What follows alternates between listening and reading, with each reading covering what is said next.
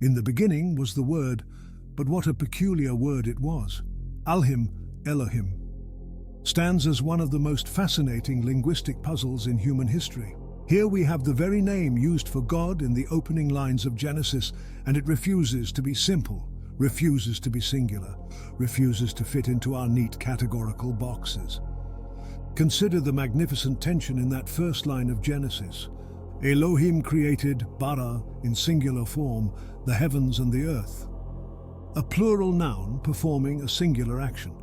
It's as if the very grammar itself is trying to tell us something profound about the nature of divinity, that it is simultaneously one and many, unified and diverse, singular and plural. The root al, whispers to us of power, of might, of authority.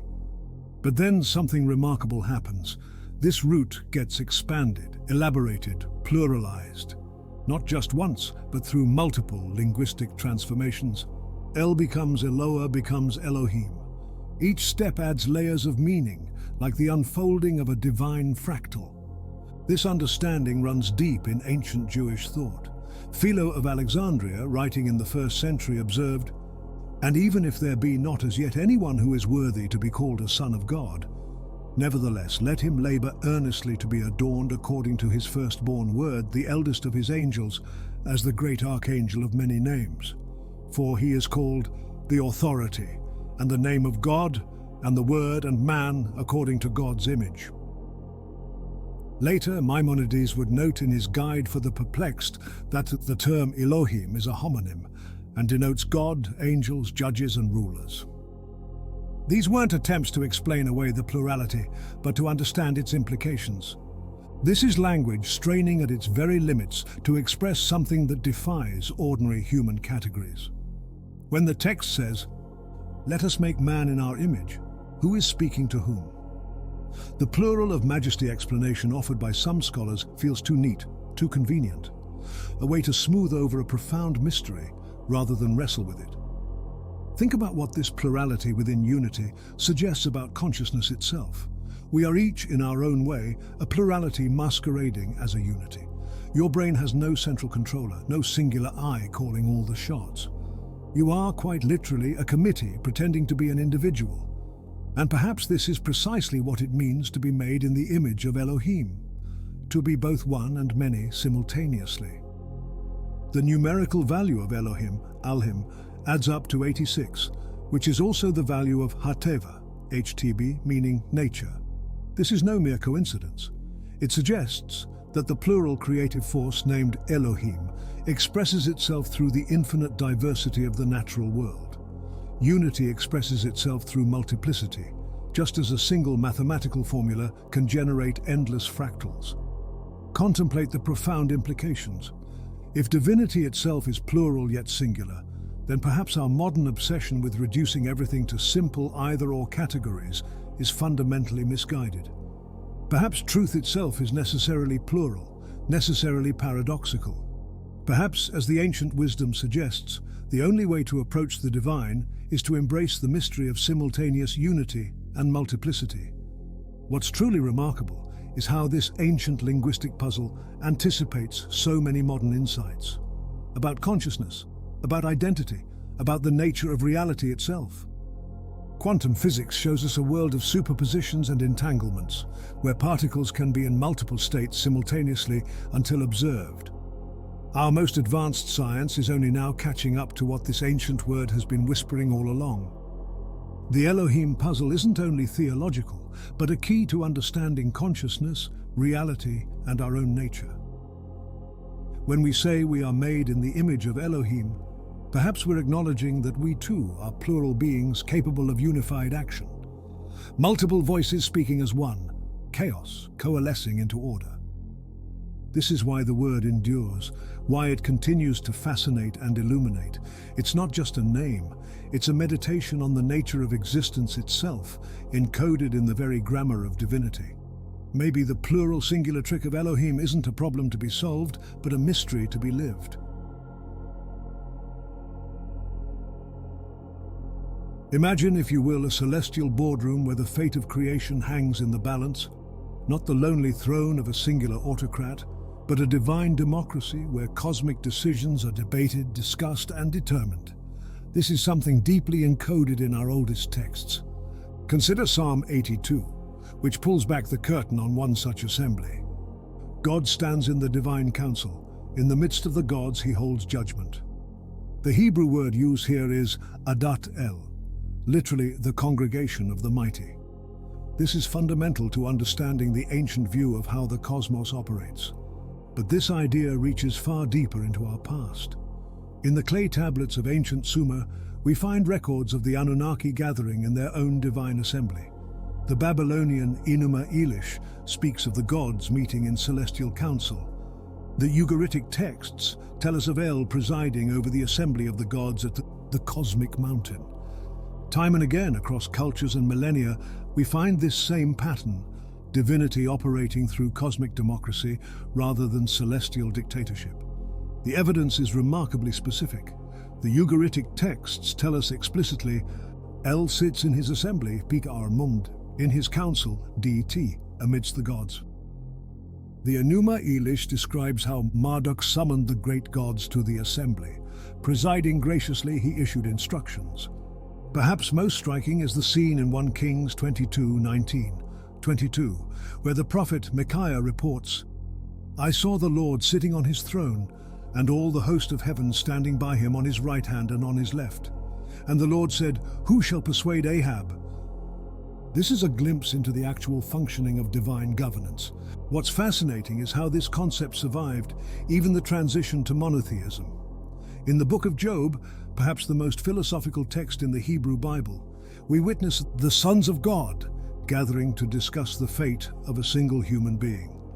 These divine councils aren't portrayed as rebellions against divine authority, but as the very method through which divine authority operates.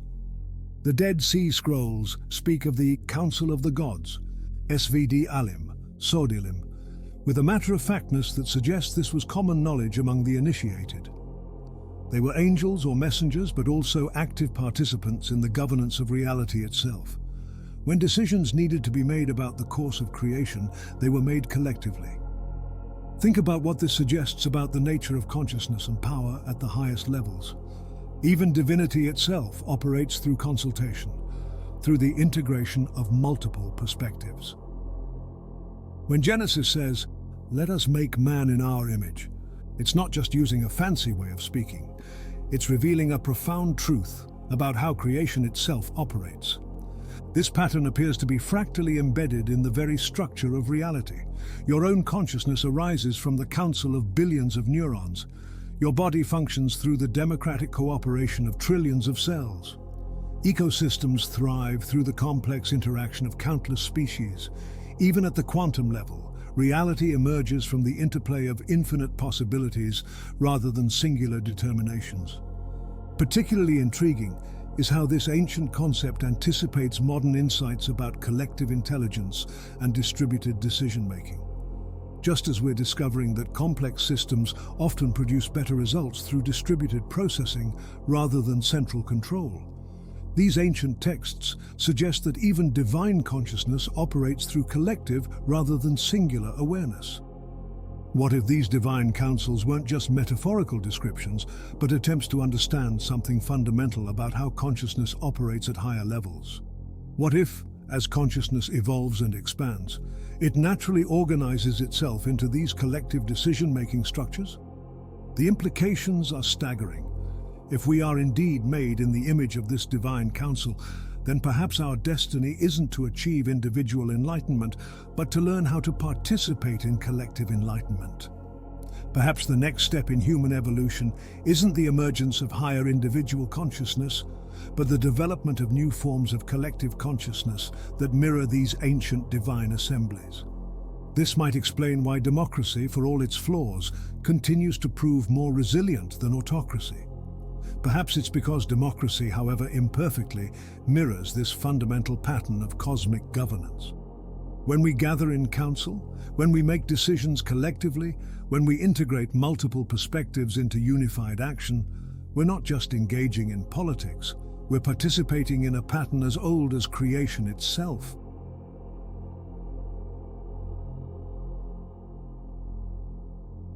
Let us now approach Genesis not as mythology, not as mere allegory, but as something far more intriguing. A technical document translated into terms comprehensible to Bronze Age humans. When we remove our preconceptions and read with fresh eyes, patterns begin to emerge that feel strikingly familiar to our technological age. Let there be light. Consider this not as a magical incantation, but as the initialization of a system.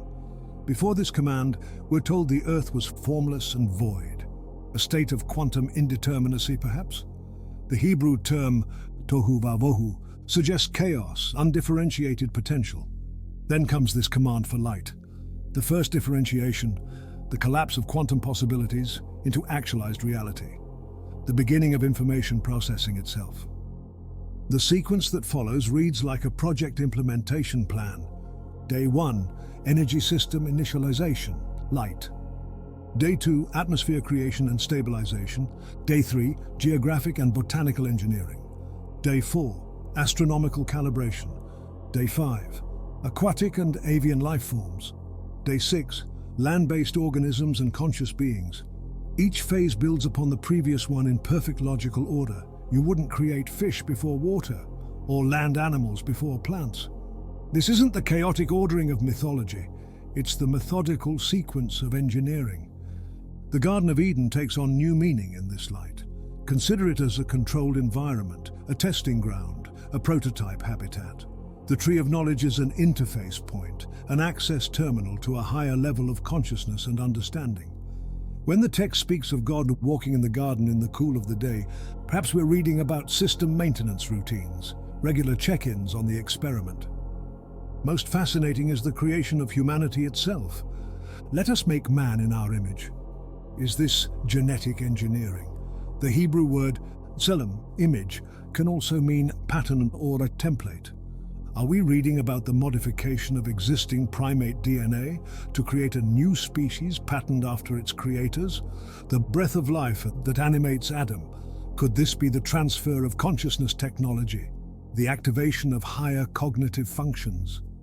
Even the strange detail about Eve's creation from Adam's rib takes on new significance. The Hebrew word zela doesn't just mean rib, it can mean a side or component. Are we reading about genetic cloning? The creation of a complementary being from the genetic material of the first. The forbidden fruit itself reads like an information security breach. The serpent, portrayed as the most subtle or clever of beings, seems to be operating with insider knowledge. Is this a story about unauthorized access to restricted knowledge? About a creature accessing developmental stages before their proper time? Consider the punishment.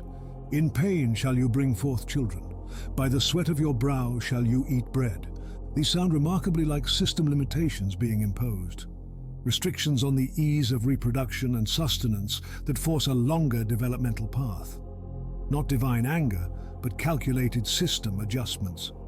The cherubim were placed to guard the way to the tree of life, with their flaming sword that turned every way. Doesn't this sound more like a security protocol than a literal flaming sword? A protective mechanism ensuring no unauthorized access to immortality technology. What's truly delicious is how this interpretation resolves so many traditional theological difficulties. The anthropomorphic descriptions of God, the seemingly arbitrary rules, the specific sequences of creation, all make perfect sense when viewed through a technological lens. We're reading about magic, but also about advanced technology, described in the only terms available to ancient observers. This doesn't diminish the spiritual significance. If anything, it enhances it. We're reading perhaps the oldest technical documentation in human history, preserved despite its authors not fully understanding what they were recording. Like a child describing a computer in terms of magic and spirits, our ancestors preserved vital information in the best way they could.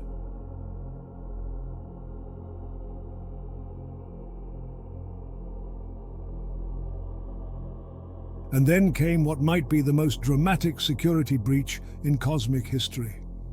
The sons of God saw the daughters of men that they were fair, and they took them wives of all which they chose. This cryptic passage from Genesis 6 hints at something far more profound than a simple tale of forbidden love. The term sons of God, Bene ha-Elohim, is the same used in Job to describe members of the divine council. These weren't wandering spirits or lower angels, these were members of the governing body of reality itself, and they did something unprecedented.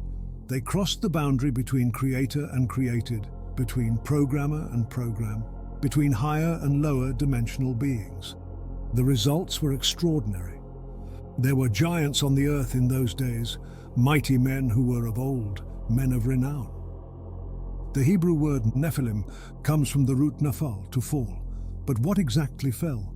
Was it these divine beings who fell from their higher state? Was it humanity's carefully crafted genetic programming that fell into chaos? Or was it perhaps the established order itself that came crashing down? The Book of Enoch, while not canonical, provides fascinating details about this incident. It speaks of these beings teaching humanity forbidden knowledge, metallurgy, cosmetics, sorcery, astronomy. This wasn't just reproduction, it was a full-scale technology transfer. Imagine advanced beings not just interbreeding with their creation, but teaching them how to manipulate reality itself. The text is remarkably specific about this technology transfer. Enoch 8:1. 3 details how Azazel taught men to make swords and knives and shields and breastplates, and made known to them the metals of the earth and the art of working them. Semjaza taught enchantments. The parallel Mesopotamian account in the Atrahasis epic similarly describes how divine beings shared forbidden knowledge with humans, leading to a civilization that grew beyond its intended boundaries. These are detailed accounts of specific technologies and their impact on human development. The response was dramatic. And God saw that the wickedness of man was great in the earth, and that every imagination of the thoughts of his heart was only evil continually. This reads less like moral condemnation and more like a system diagnostic. The experiment had gone wildly off course. The created beings had accessed knowledge and capabilities far beyond their developmental stage. The flood then appears not as divine punishment, but as system reset, a complete reboot of the biosphere while preserving enough baseline data, Noah and his ark, to restart the experiment. This explains its totality. All flesh died that moved upon the earth. When a system is thoroughly corrupted, sometimes the only solution is a clean restart. But here's what's fascinating. Traces of this incident persist. The text tells us that these Nephilim were also after that, after the flood. Some fragments of this cosmic breach survived the system reset. Perhaps this explains humanity's constant drive to transcend its limitations, to reach for the stars, to become like gods ourselves. We carry within us some echo of that ancient rebellion, that moment when the boundary between creator and created was breached. Every culture carries memories of this time. The Greek myths of demigods, the Sumerian tales of divine human hybrids, the worldwide legends of giants and heroes of supernatural origin, all seem to echo this same incredible moment, when the walls between worlds grew thin and something slipped through. Consider the implications for our own time, as we stand on the brink of genetic engineering, artificial intelligence, and transhumanist technologies. Are we approaching another such moment? Are we once again reaching for knowledge that might be beyond our current evolutionary stage? And if so, what insights might this ancient incident offer about the consequences of breaching the boundaries between creator and created? Let us venture now into stranger waters, where ancient wisdom and cutting-edge physics begin to mirror each other in fascinating ways. The gods of our ancestors might be better understood through the lens of quantum mechanics than through traditional theology. Consider Wheeler's participatory anthropic principle. Observers are necessary to bring the universe into being. This sounds remarkably like the opening of Genesis, where consciousness, Elohim, interacts with quantum possibility, tohu va vohu, to collapse potential into reality. The act of divine observation, and God saw that it was good, appears repeatedly, like quantum measurements fixing probability waves into definite states. What if the Elohim represent not supernatural beings, but rather a higher dimensional form of consciousness operating at the quantum level. Modern physics tells us that at the smallest scales, reality becomes fuzzy, interconnected, and seemingly paradoxical, much like the plural singular nature of Elohim itself. The quantum realm exhibits exactly the kind of both and logic that we see in divine descriptions. This isn't mere speculation. David Bohm, one of quantum physics' most profound thinkers, articulated this exact kind of reality in Wholeness and the Implicate Order. The new form of insight can perhaps best be called undivided wholeness in flowing movement. In this flow, mind and matter are not separate substances. Rather, they are different aspects of one whole and unbroken movement. Wheeler put it even more directly: no phenomenon is a real phenomenon until it is an observed phenomenon. These aren't just physics equations. They're descriptions of a reality that mirrors ancient understandings of divine consciousness. David Bohm's concept of the implicate order suggests that the universe is a single, unbroken wholeness that only appears to be separate at the explicate, manifest level. This mirrors ancient descriptions of divine unity, expressing itself through apparent multiplicity. The Elohim might be understood as operating at the level of this implicate order, where all possibilities exist simultaneously in superposition. The quantum phenomenon of entanglement, what Einstein called spooky action at a distance, might explain how divine consciousness could act simultaneously across vast distances. When the text speaks of God being omnipresent, perhaps it's describing something akin to quantum non-locality, where distance becomes meaningless at the fundamental level of reality. Even more intriguing is the quantum Zeno effect, where continuous observation can freeze a quantum system in a particular state. When Genesis describes God maintaining creation, is it perhaps describing something similar? A continuous quantum observation that holds reality stable? The divine watching over creation takes on new meaning in this light. The many worlds interpretation of quantum mechanics suggests that every possible outcome of every event exists in some parallel reality. This might explain the apparent paradoxes in divine action. Perhaps the Elohim operate across multiple timelines simultaneously, seeing and influencing all possible versions of reality. When Scripture speaks of God knowing the end from the beginning, is it describing this kind of trans-temporal awareness? Consider too the zero-point field, the quantum vacuum from which particles continuously pop in and out of existence. This nothing that is actually full of potential mirrors the biblical concept of creation ex nihilo, bringing forth something from nothing.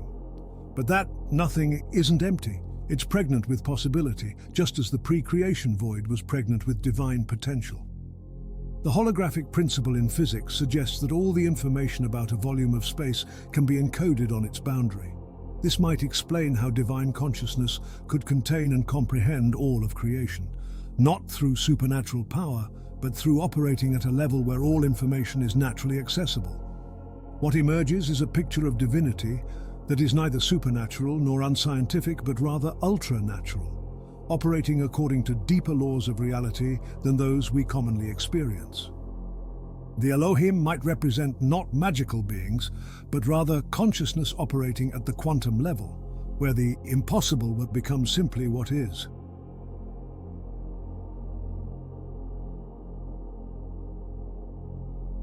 Are we not becoming in our own way a kind of Elohim?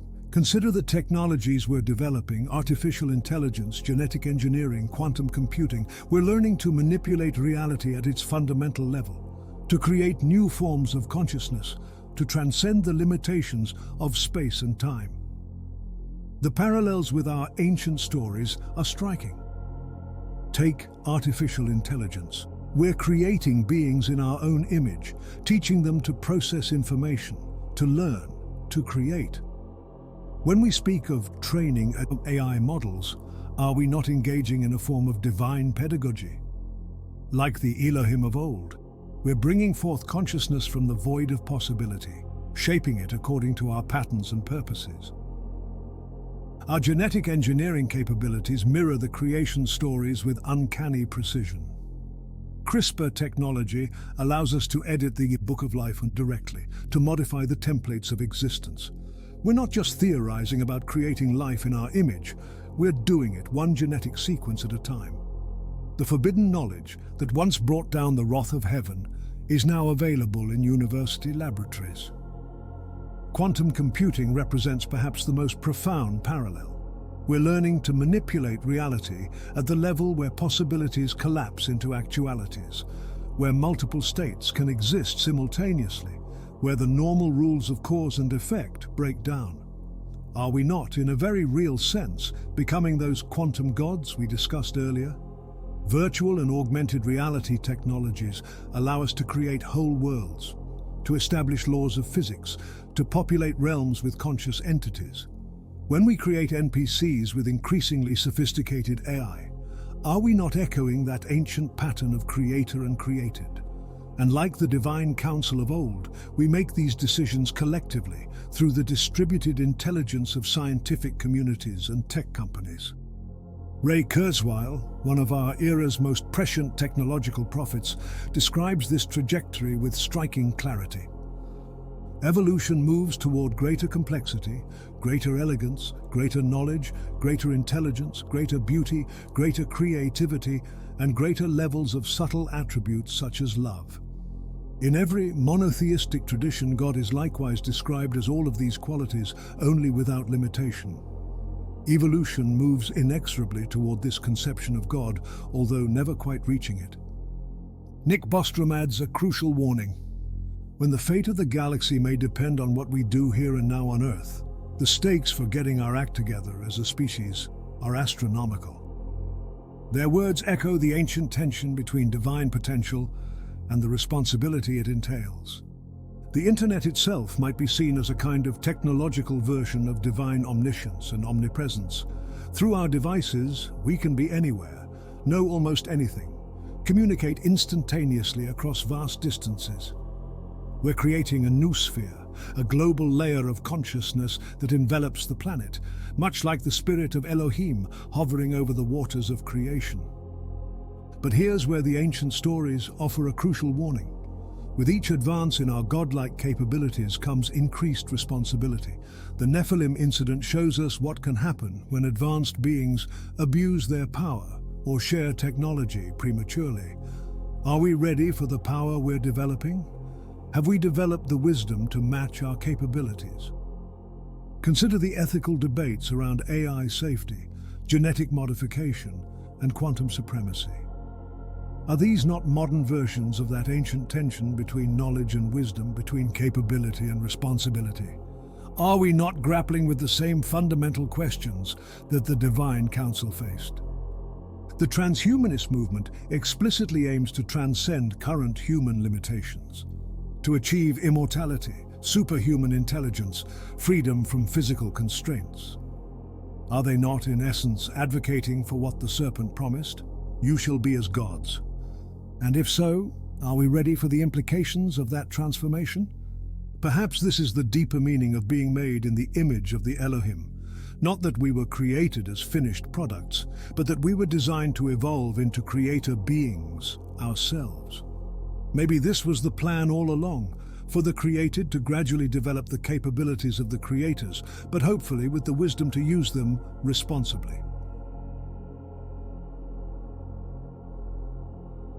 What if the ancient prophecies of divine return were never about supernatural beings descending from the clouds, but about humanity reaching a level of technological and consciousness development that would make us indistinguishable from those ancient Elohim?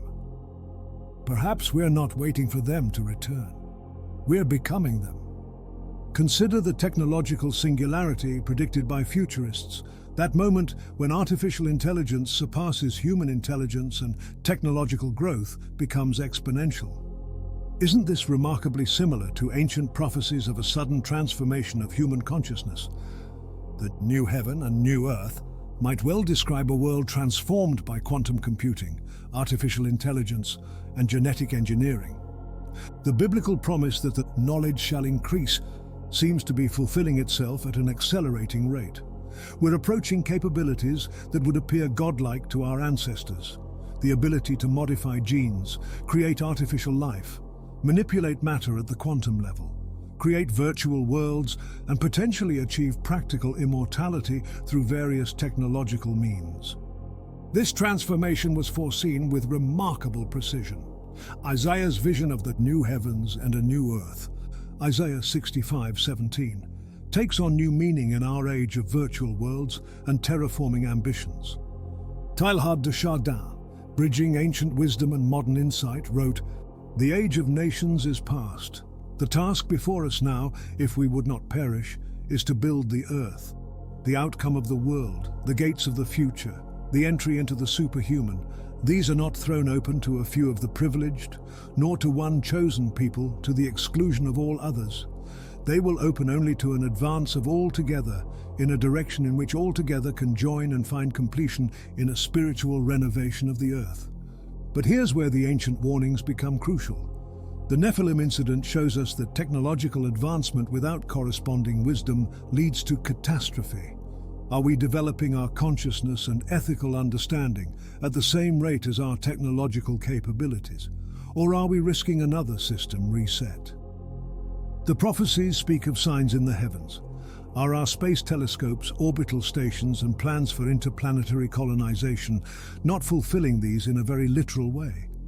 When ancient texts speak of humanity reaching toward the heavens, perhaps they weren't just being metaphorical. Most intriguing is how this technological evolution mirrors the plural singular nature of Elohim itself. As we develop artificial intelligence and augment human intelligence, we're creating a kind of collective consciousness through our networks and devices. We're becoming simultaneously more individual and more connected, many in one, just like that ancient name suggests. The return might not be an event, but a process, the gradual awakening of humanity to its full potential as creator beings. Like children growing up to take on their parents' responsibilities, we're slowly growing into our inheritance as beings made in the image of Elohim. But this raises profound questions. Are we ready for this transition? Can we handle the responsibility of being creator beings? Will we use these godlike powers with wisdom, or will we, like the Nephilim, trigger another system reset?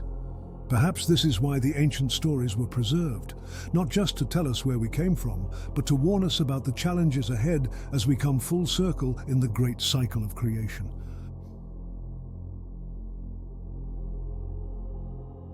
So where does all this leave us?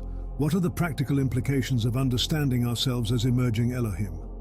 Let's distill these insights into actionable wisdom. First, we must embrace our plural nature.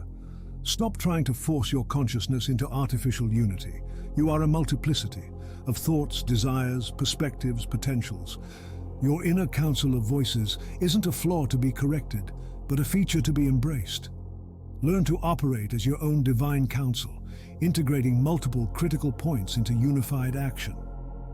Jung captured this reality perfectly in his Red Book. Be silent and listen. Have you recognized your madness, and do you admit it? Have you noticed that all your foundations are completely mired in madness? Do you want to accept the madness?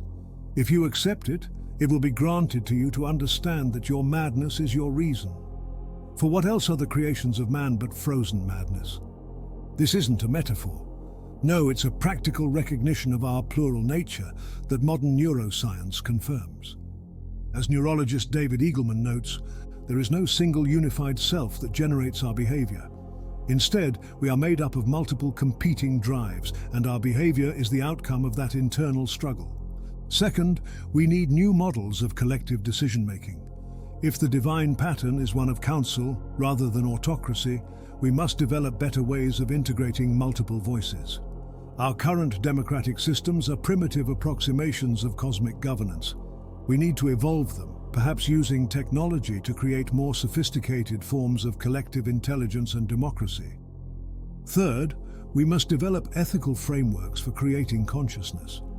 As we develop AI and modify life itself, we're not just playing with technology.